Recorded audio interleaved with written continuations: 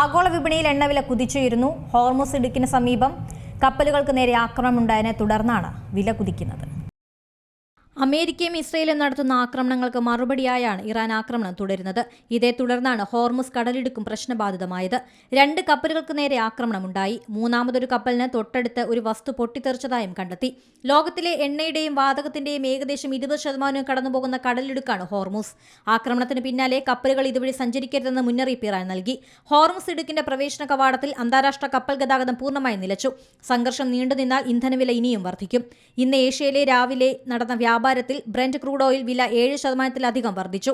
ബാരലിന് $75.25 US വിപണിയിലെ എണ്ണവില 7.3% ഉയർന്ന് $71.93 സംഘർഷം നീണ്ടു നിൽക്കുകയാണെങ്കിൽ എണ്ണവില $100 മുകളിൽ പോയേക്കാമെന്നാണ് മുന്നറിയിപ്പ്. വിലക്കയറ്റം തടയാൻ സഹായിക്കുന്നതിനായി സൗദി അറേബ്യയും റഷ്യയും ഉൾപ്പെടുന്ന എണ്ണ ഉൽപ്പാദക രാജ്യങ്ങളുടെ കൂട്ടായ്മയായ OPEC+ പ്രതിദിനം 2,06,000 ബാരൽ എണ്ണ അധികമായി ഉൽപ്പാദിപ്പിക്കും. International desk C Malayalam news. ഏറ്റവും പുതിയ വാർത്തകളും വിശേഷങ്ങളും വിരൽത്തുമ്പിലറിയാൻ സി മലയാളം ന്യൂസ് എല്ലാ ഡിജിറ്റൽ പ്ലാറ്റ്ഫോമുകളിലും ലഭ്യം.